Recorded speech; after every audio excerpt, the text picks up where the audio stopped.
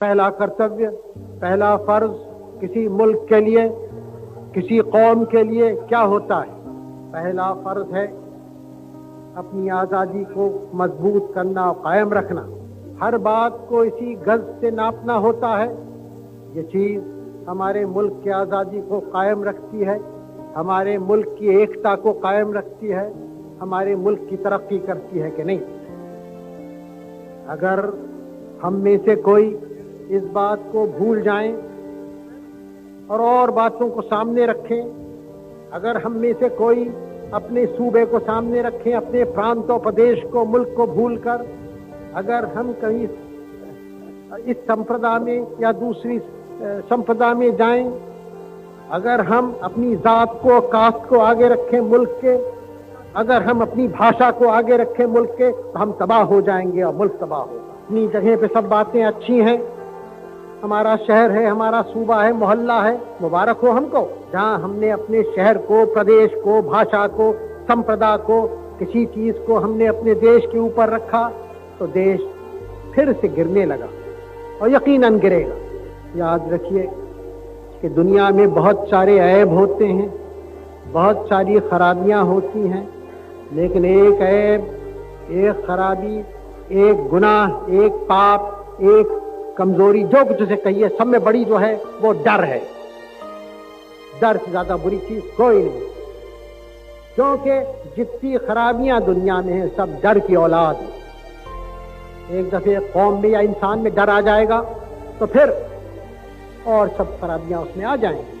अगर हम में से कोई इस बात को भूल जाएं कि उनका पहला धर्म और कर्तव्य क्या है, उन्होंने अपने मुल्क के साथ वफादारी नहीं की। और आज के दिन हमें आपको सबों को समझनी है और इस बात का पक्का इरादा करना है कि हम ऐसी कमजोरियों को हटाएंगे अपने मुल्क से।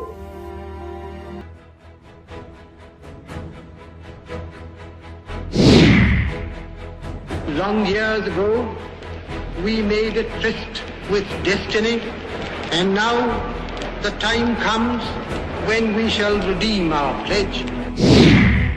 तलवार की नोक पर या एटम बॉम्ब के डर से कोई हमारे देश को झुकाना चाहे, दबाना चाहे, ये देश हमारा दबने वाला नहीं। तो एक सरकार के नाते हमारा क्या जवाब हो सकता है सिवाय इसके कि हम हथियारों का जवाब हथियारों से दें। नहीं है कि मैं जीवित रहूं या नहीं रहूं, और जब तक मुझे सांस है तब तक सेवा ही नहीं जाएगी, और जब मेरी जान जाएगी तो मैं कह सकती हूँ कि एक एक खून का खतरा जितना मेरा है, तो एक एक खून एक भारत को जीवित करेगा। जनता पार्टी ने देश में आजादी के लिए, भय से मुक्त होने के लिए आंदोलन किया है। हम नहीं चाहते इस देश में कोई सरकार से शंकित हो, सरकार से भयभीत हो। हम नहीं चाहते किसी की आजादी के ऊपर कोई खतरा आए, लेकिन मैं बड़े अदब के साथ विनम्रता पूर्वक ये कहना चाहूंगा, इस आजादी का मतलब शोषण करने की आजादी नहीं, इस आजादी का मतलब भ्रष्टाचार फैलाने की आजादी नहीं, इस आजादी का मतलब घूसखोरी, भ्रष्टाचार और तस्करी करने की आजादी नहीं। ऐसे लोग जो ऐसा समझते हों, अगर गलतफहमी में हों कि इस आजादी का मतलब समाज के दलित वर्गों को और अधिक दबाने की कोशिश है, तो लोग गलतफहमी में हैं और उनको उसी तरह निराश होना पड़ेगा जिस तरह से आज से कुछ महीना पहले बड़े शक्तिशाली लोग ये समझते थे इतिहास को उन्होंने अपनी मुट्ठी में हमेशा के लिए कैद कर रखा है। देश में ध्रुवीकरण नहीं होना चाहिए, न सांप्रदायिक आधार पर, न जातीय आधार पर, न राजनीति ऐसे दो खेमों में बंटनी चाहिए कि जिनमें संवाद न हो, जिनमें चर्चा न हो। देश आज संकटों से घिरा है और ये संकट हमने पैदा नहीं किए। जब जब कभी आवश्यकता पड़ी संकटों के निराकरण में हमने उस समय की सरकार की मदद की है। उस समय के प्रधानमंत्री नरसिंह राव जी ने भारत का पक्ष रखने के लिए मुझे विरोधी दल के नेता के नाते जेनेवा भेजा था और पाकिस्तानी उसे देखकर चमत्कृत रह गए। उन्होंने कहा कि ये कहां से आए हैं? क्योंकि उनके यहां विरोधी दल का नेता ऐसे राष्ट्रीय कार्य में भी सहयोग देने के लिए तैयार नहीं होता। वो हर जगह अपने सरकार को गिराने के काम में लगा रहता है। ये हमारी परंपरा नहीं है, ये हमारी प्रकृति नहीं है। और मैं चाहता हूं ये परंपरा बनी रहे, ये प्रकृति बनी रहे। सत्ता का खेल तो चलेगा, सरकारें आएंगी जाएंगी, पार्टियां बनेगी बिगड़ेंगी, मगर ये देश रहना चाहिए, इस देश का लोकतंत्र अमर रहना चाहिए। प्रधानमंत्री का पद छोड़ने के बाद भी आपके प्यार और मोहब्बत की याद हमेशा मेरे जहन में ताजा रहेगी। मुझे जो कुछ भी मिला है इस देश से ही मिला है। एक ऐसा देश जिसने बंटवारे के कारण बेघर हुए एक बच्चे को इतने ऊंचे पद तक पहुंचा दिया। ये एक ऐसा कर्ज है जिसे मैं कभी अदा नहीं कर सकता। ये एक ऐसा सम्मान भी है जिस पर मुझे हमेशा गर्व रहेगा। मित्रों, मुझे भारत के भविष्य के बारे में पूरा इत्मीनान है। मुझे पक्का विश्वास है कि वो समय आ गया है जब भारत दुनिया की बदलती हुई अर्थव्यवस्थाओं में एक महत्वपूर्ण शक्ति के रूप में उभरेगा। परंपरा को आधुनिकता के साथ और विविधता को एकता के साथ मिलाते हुए हमारा देश दुनिया को आगे का रास्ता दिखा सकता है। अपने महान देश की सेवा करने का मौका मिलना मेरा सौभाग्य रहा है। मैं इससे ज्यादा कुछ और नहीं मांग सकता था। मेरी शुभकामना है कि आने वाली सरकार अपने कामकाज में हर तरह से सफल रहे। मैं अपने देश के लिए और भी बड़ी सफलताओं की कामना करता हूं। धन्यवाद। जय हिंद। क्या आपकी संपत्ति को, आपने मेहनत करके कमाई हुई संपत्ति को सरकार को ऐंठने का अधिकार है क्या? क्या उस संपत्ति को मेरी माता और बहनों की जिंदगी में सोना वो सिर्फ शो करने के लिए नहीं होता है, उसके स्वाभिमान से जुड़ा हुआ है। उसका मंगलसूत्र वो एक सोने का कीमत का मुद्दा नहीं है, उसके जीवन के सपनों से जुड़ा हुआ है। तुम उसे छीनने की बात कर रहे हो अपने मैनिफेस्टो में। गोल्ड ले लेंगे, सबको वितरित कर देंगे। और पहले जब उनकी सरकार थी उन्होंने कहा था कि देश की संपत्ति पर पहला अधिकार मुसलमानों का है। इसका मतलब ये संपत्ति इकट्ठी करके किसको बांटेंगे? जिनके ज्यादा बच्चे हैं उनको बांटेंगे।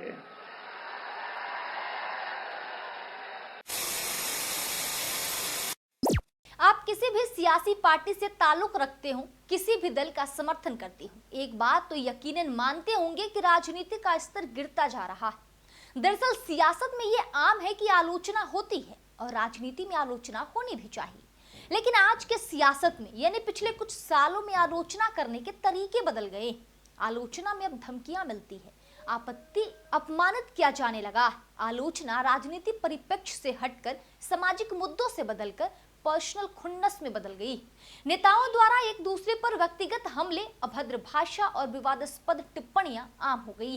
नमस्कार, बहुत स्वागत है आपका। आप देख रहे हैं टीवीजे मीडिया की खास पेशकश। मैं हूं आपके साथ शारदा सिंह। राजनीति में अमूमन नेताओं के बीच आरोप प्रत्यारोप तो चलते ही रहते हैं, लेकिन जैसे ही चुनाव नजदीक आते हैं वैसे ही नेता एक दूसरे को घेरने लगते हैं। लेकिन ये घेराव शिक्षा पर नहीं, रोजगार पर नहीं, स्वास्थ्य पर नहीं, भ्रष्टाचार पर नहीं, एग्जाम पर नहीं, बल्कि अब तो नेता अंग पर टिप्पणियां करने लगे हैं। और प्रचलन भी काफ़ी अच्छा हो गया है कि पहले अपमानित करो फिर माफ़ी का ढोंग। अभी कुछ समय पहले की ही बात है, बीजेपी के पूर्व सांसद रमेश बिधूड़ी ने प्रियंका गांधी पर अभद्र भाषा का इस्तेमाल किया था। बिधूड़ी ने चुनाव प्रचार के दौरान कहा, कालकाजी भी सुधार कैंप के सामने वाली, बराबर वाली, अंदर वाली सारी की सारी सड़कें प्रियंका गांधी के गाल जैसे जरूर बना देंगे। बिहार में कि बिहार की सड़कों को मैं हेमा मालिनी जी के गालों जैसे बना दूंगा। लालू ने झूठ बोला था, नहीं बना पाया, लेकिन मैं आपको विश्वास दिलाता हूं, जैसे ओखले की सड़कें हमने बना दिए, संगम बिहार की सड़कें बना दिए, इसी प्रकार से कालकाजी भी सुधार कैंप के सामने वाली, बराबर वाली, अंदर वाली सारी की सारी सड़कें प्रियंका गांधी के गाल जैसे जरूर बना देंगे। इतना ही नहीं, प्रियंका गांधी पर विवादित बयान का मामला थमा भी नहीं था कि उन्होंने दिल्ली के मुख्यमंत्री आतिशी को लेकर आपत्तिजनक बयान दे दिया। इतना ही नहीं, प्रियंका गांधी पर विवादित बयान का मामला थमा भी नहीं था कि उन्होंने दिल्ली के मुख्यमंत्री आतिशी को लेकर आपत्तिजनक बयान दे दिया। वहीं भाजपा विधायक नितेश राणे ने मुसलमानों को लेकर एक विवादास्पद बयान दिया। आपण हिंदू म्हणून आपल्या या महाराष्ट्रामध्ये भूमिका अशी सरळ स्पष्ट ठेवली तर कोणालाही काय फरक त्याचा पडत नाही। ईव्हीएमच्या नावाने आमचे कसे विरोधक बोंबलतात, हजम होत नाही का हिंदू समाज एकत्र येऊन कसं मतदान करू शकतो। आमच्या ते एक बाहेर येतात मतदान करायला, हिंदू समाज येऊ शकत नाही, ईव्हीएम वर दोष देतात। आता या लोकांना ईव्हीएमचं फुल फॉर्मच कळलं नाही, हिंदू समाजाने कुठल्या विचाराने मतदान केलं कळलं नाही। ईव्हीएमचा अर्थ आहे एव्हरी वोट अगेन्स्ट मुल्ला। म्हणून आम्ही ईव्हीएम करून निवडून आलो आणि आपण काय बोलतो, ईव्हीएम म्हणूनच निवडून आलो नाही। अरे 3 आमदार बसले की नाही ईव्हीएमचे। वहीं कांग्रेस नेता अजय राय ने स्मृति ईरानी के खिलाफ अभद्र टिप्पणी की। उन्होंने कहा, स्मृति ईरानी केवल आती हैं, लटके झटके देकर चली जाती हैं। वो निश्चित तौर से गांधी परिवार की सीट है और रहेगी।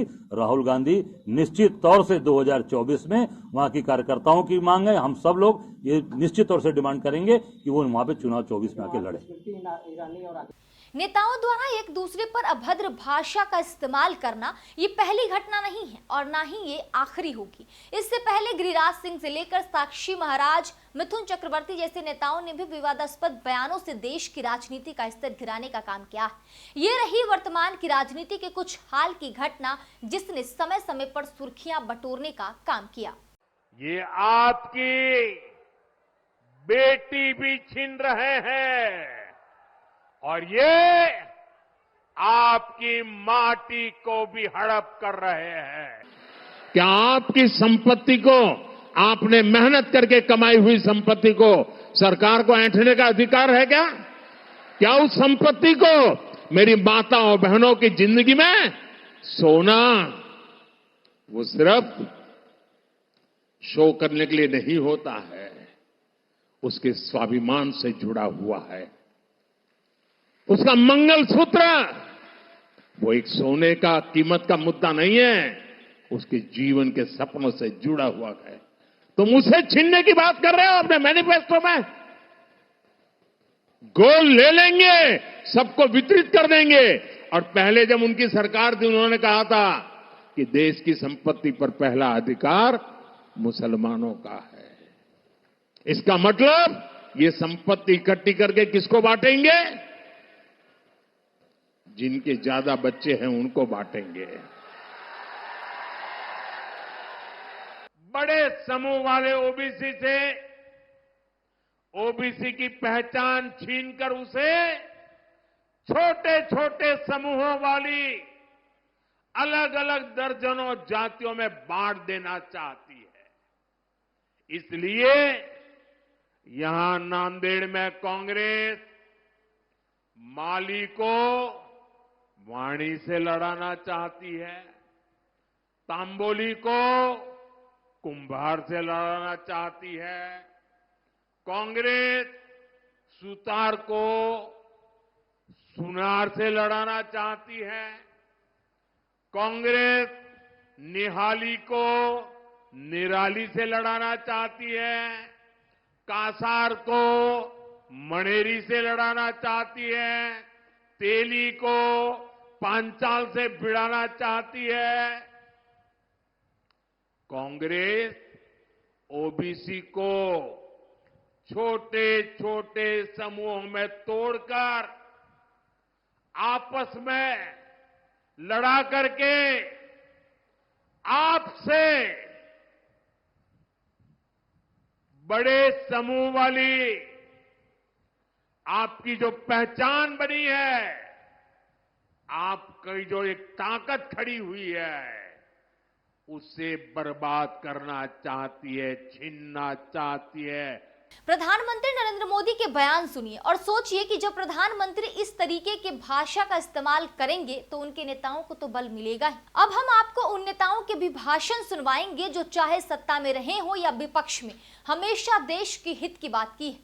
पूर्व प्रधानमंत्री अटल बिहारी वाजपेयी जैसे राजनेता तीखे से तीखे बयान भी बड़ी विनम्रता से कह डालने की खूबी रखते थे। देश में ध्रुवीकरण नहीं होना चाहिए, न सांप्रदायिक आधार पर, न जाति आधार पर, न राजनीति ऐसे दो खेमों में बंटनी चाहिए कि जिनमें संवाद न हो, जिनमें चर्चा न हो। देश आज संकटों से घिरा है और ये संकट हमने पैदा नहीं किए। जब जब कभी आवश्यकता पड़ी, संकटों के निराकरण में हमने उस समय की सरकार की मदद की है। उस समय के प्रधानमंत्री नरसिंह राव जी ने भारत का पक्ष रखने के लिए मुझे विरोधी दल के नेता के नाते जेनेवा भेजा था और पाकिस्तानी उसे देखकर चमत्कृत रह गए। उन्होंने कहा कि ये कहां से आए, क्योंकि उनके यहां विरोधी दल का नेता ऐसे राष्ट्रीय कार्य में भी सहयोग देने के लिए तैयार नहीं होता। वो हर जगह अपने सरकार को गिराने के काम में लगा रहता है। ये हमारी परंपरा नहीं है, ये हमारी प्रकृति नहीं है और मैं चाहता हूं ये परंपरा बनी रहे, ये प्रकृति बनी रहे। सत्ता का खेल तो चलेगा, सरकारें आएंगी जाएंगी, पार्टियां बनेगी बिगड़ेंगी, मगर ये देश रहना चाहिए, इस देश का लोकतंत्र अमर रहना चाहिए। सुनिए इंदिरा गांधी क्या कहती थी। आज जो भारत के प्राचीन मूल्य हैं, उनको हमको मजबूत बनाना है। हम भारतीय नागरिक हैं और हम में से किसी को कभी न वो काम करना है, कभी न वो शब्द बोलने हैं, न कभी वो विचार भी करना नहीं है जिससे भारत माता का सिर झुक सकता है। हमारे ऊपर एक जबरदस्त जिम्मेदारी है, अपने लिए नहीं लेकिन आते हुए लोगों के लिए। भारत कोई 5 साल, 10 साल, 100 साल जीने का देश नहीं है। हजारों साल जीवित रहा है और हजारों साल और इसको जीवित रहना है। चिंता नहीं है कि मैं जीवित रहूं या नहीं रहूं, और जब तक मुझे सांस है तब तक सेवा ही नहीं जाएगी। और जब मेरी जान जाएगी तो मैं कह सकती हूँ कि एक एक खून का खतरा जितना मेरा है, तो एक एक खून एक भारत को जीवित करेगा। देखिए लाल बहादुर शास्त्री किस तरह से शेर की तरह दहाड़ रहे हैं कि अगर कोई एटम बम की धमकी देता भी है फिर भी हम देश को झुकने नहीं देंगे। तलवार की नोक पर या एटम बम के डर से कोई हमारे देश को झुकाना चाहे, दबाना चाहे, ये देश हमारा दबने वाला नहीं।